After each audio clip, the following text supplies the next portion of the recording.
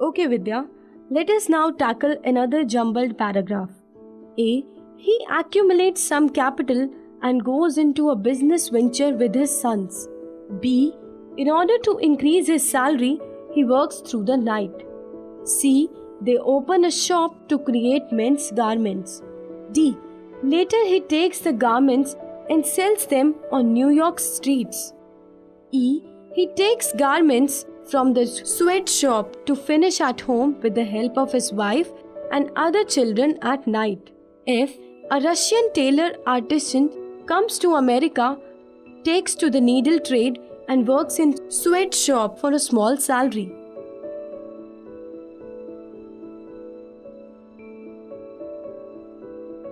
Tell me, Vidya, which sentence is the first one? Ma'am, sentence A cannot be the first sentence of this paragraph. This sentence contains the pronoun he, and the noun represented by this pronoun is not present in this sentence. Now, since sentence containing personal, indicative, and demonstrative pronouns cannot be the first sentence of a paragraph, right, go on. Ma'am, on account of the same rule, sentence B, to cannot be the first sentence. The pronouns he and his must refer to a noun, and this noun is not present in the same sentence. Thus, it is obvious that sentence B must be preceded by another sentence.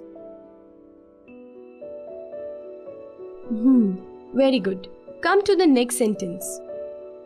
Sentence C also cannot be the first sentence because the pronoun they is employed here without mention of its intended noun. Yes, Vidya. Similarly, D. To cannot be the first sentence because of the chronology.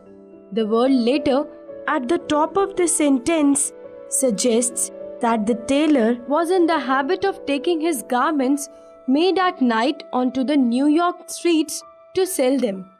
As soon as we come across the word later, which means after something else, we ask ourselves, after what? So it is clear that a sentence mentioning this earlier event must precede sentence D. That is, that it cannot be the first sentence of the paragraph. Yes, ma'am. Even sentence E contains the pronoun he without mention of the noun that it represents. So, sentence E too cannot be the first sentence of this paragraph. Yes, Vidya. Now it is clear that sentence F has to be the first sentence.